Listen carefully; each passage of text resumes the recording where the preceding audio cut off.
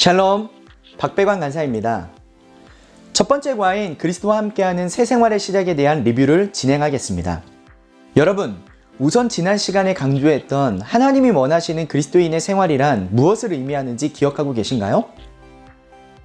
다 같이 외워보도록 하겠습니다. 시작! 하나님이 원하시는 그리스도인의 생활이란 예수 그리스도를 통해 살아계신 창조주 하나님과의 생생한 개인적인 관계를 맺는 것이다. 막힘없이 외우고 의미를 설명할 줄 알아야 합니다. 여러분들을 믿겠습니다. 아직 잘 안 외워지시는 분들은 꼭 다시 한번 점검해 보시길 바랍니다. 1과의 첫 페이지를 넘기면 열쇠 모양의 글이 나옵니다. 이 글의 핵심은 하나님과 나 사이의 올바른 관계가 이루어져 있어야 하나님이 주시는 참된 행복과 완전한 만족을 체험할 수 있다는 것입니다. 이 부분에서 여러분들은 하나님과 우리의 올바른 관계를 확인하는 세 가지 방법에 대해서 설명할 필요가 있습니다. 첫 번째 확신은 말씀의 권위와 신실성입니다. 요한복음 1장 12절에 영접하는 자, 곧 그 이름을 믿는 자들에게는 하나님의 자녀가 되는 권세를 주셨으니 라고 말씀하십니다. 두 번째 확신은 그리스도를 영접한 이후 삶의 변화입니다. 요한일서 2장 5절과 6절에 누구든지 그의 말씀을 지키는 자는 하나님의 사랑이 참으로 그 속에서 온전하게 되었나니 이로써 우리가 그의 안에 있는 줄을 아노라. 그의 안에 산다고 하는 자는 그가 행하시는 대로 자기도 행할지니라. 아멘. 세 번째 확신은 성령께서 우리 안에 사심입니다. 성경은 이것을 하나님의 자녀로 인치셨다, 도장을 찍으셨다라고 말씀하십니다. 고린도후서 1장 21절에서 22절까지 우리를 너희와 함께 그리스도 안에서 굳건하게 하시고 우리에게 기름을 부으신 이는 하나님이시니 그가 또한 우리에게 인치시고 보증으로 우리 마음에 성령을 주셨느니라. 이 세 구절의 말씀을 여러분들의 순모임 책자에 미리 적어 놓으시기 바랍니다. 신실한 말씀의 약속을 통해 삶의 변화와 성령이 우리 안에 사심으로 하나님과 올바른 관계가 맺어졌다고 확신시킬 수 있습니다. 하지만 대부분의 순원들이 아직은 말씀에 대해 잘 모르기 때문에 말씀을 읽어주고 또한 말씀을 써보도록 숙제를 내주어 앞으로 이 말씀의 의미들이 순모임을 통해 깨달아가게 될 내용이라는 것을 안내해주는 것이 필요합니다. 여러분들은 이 말씀을 먼저 교재에 기록하고 준비해 주시길 바랍니다. 이 부분은 순모임 대상자가 믿음으로 예수님을 구원자와 하나님으로 영접했는지를 다시 한번 확인하는 것, 그것의 중요성을 갖고 있습니다. 여기서 믿음의 개념을 명확하게 설명해 줄 필요가 있습니다. 믿음은 대상과 근거가 필요합니다. 미신이라는 뜻은 신뢰할 수 없는 대상을 신뢰하는 것을 미신이라고 합니다. 불신은 신뢰할 만한 대상을 신뢰하지 않을 때 불신이라고 합니다. 참 믿음은 신뢰할 만한 대상을 신뢰하는 것입니다. 기독교 믿음의 대상은 삼위일체 하나님이시며 믿음의 근거는 성경 말씀입니다. 즉, 믿음으로 살자는 곧 말씀으로 살자와 같은 뜻입니다. 앞으로 배우게 될 교재와 우리 삶의 답은 모두 성경 속에 있습니다. 예수님을 영접한 사건, 구원의 확신 부분을 진지하고 확실 있게 다루어 주어야 합니다. 만약 초신자라면 사형리를 통해 예수님을 영접한 사건을 나누고 감정이 아닌 말씀을 통한 믿음으로 구원받았음을 다시 한번 확인시켜 주십시오.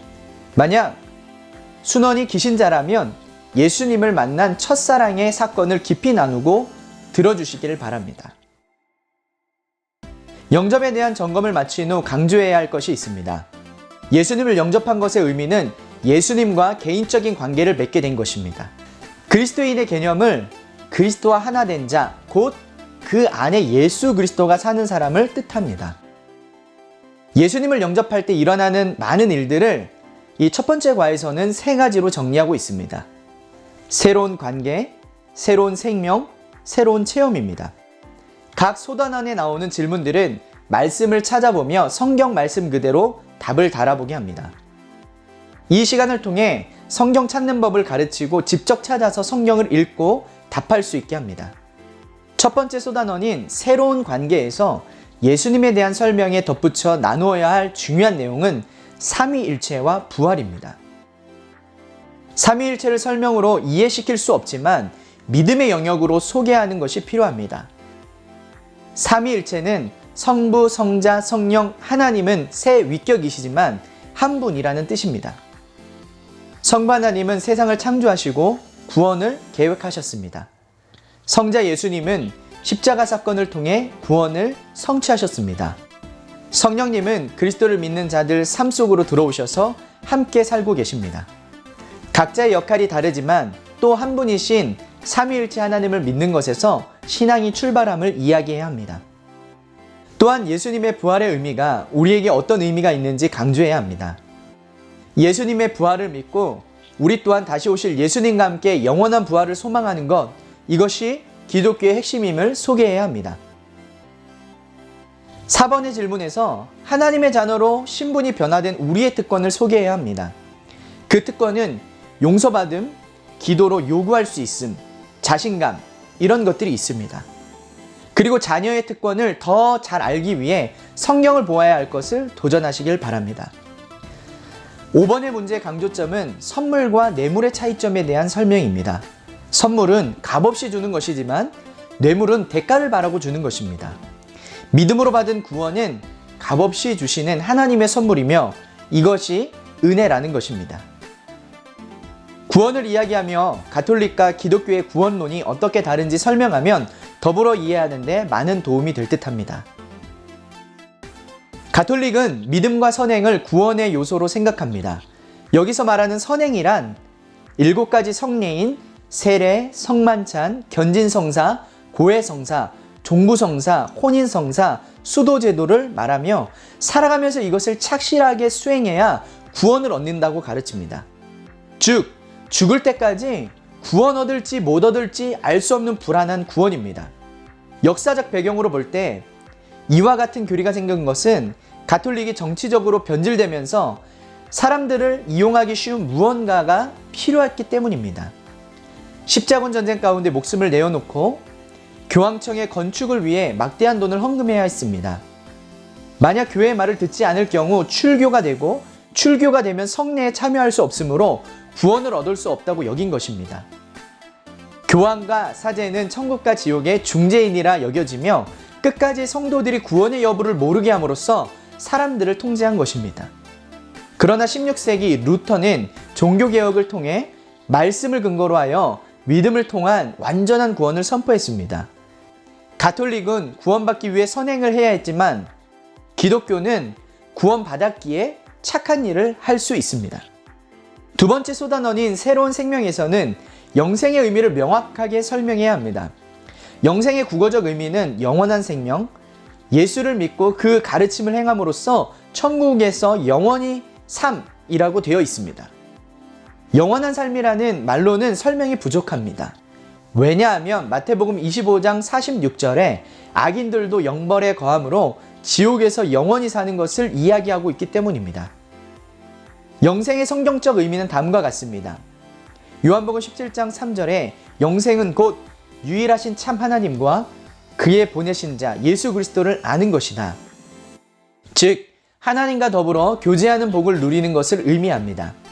천국에서만 누리는 것이 아니라 현재를 살아가고 있는 오늘, 지금 이 순간에도 누리는 것이 영생입니다. 요한복음 6장 47절에 진실로 진실로 너희에게 이르노니 믿는 자는 영생을 가졌나니, 요한복음 20장 31절에 오직 이것을 기록하면 너희로 예수께서 하나님의 아들 그리스도이심을 믿게 하려 하며 또 너희로 믿고 그 이름을 힘입어 영생을 얻게 하려 함이라고 씀으로써 그리스도인들이 영생 얻었음을 분명히 알고 누리기를 원함을 알 수 있습니다. 즉 그리스도인은 그리스도를 믿는 순간 영생을 소유하게 되었음을 감정이 아닌 말씀으로 인하여 확신할 수 있습니다. 마지막 세 번째 소단원인 새로운 체험에서의 포인트는 새로운 피조물로 다시 태어난 우리의 정체성입니다. 새로운 피조물이란 우리 삶의 전반적인 영역의 변화를 이야기합니다. 삶의 목적과 이유, 인격, 가치관, 라이프 스타일 등 모든 것이 바뀌는 것을 말합니다. 급진적으로 변화하기도 하고 서서히 일어나는 변화도 있습니다. 하지만 무엇보다도 중요한 변화는 내 안에 그리스도가 떠나지 않으신다는 사실입니다. 이 세상 어느 것도 우리를 우리 주 그리스도 예수 안에 있는 하나님의 사랑에서 끊을 수 없으며 어느 누구도 우리를 하나님 아버지의 손에서 빼앗을 수 없습니다. 일과 그리스도와 함께하는 새 생활의 시장 리뷰를 마치겠습니다. 꼭 전해야 할 핵심 포인트 꼭 기억하시고 준비하시기 바랍니다. 다음 시간에 뵙겠습니다. 샬롬.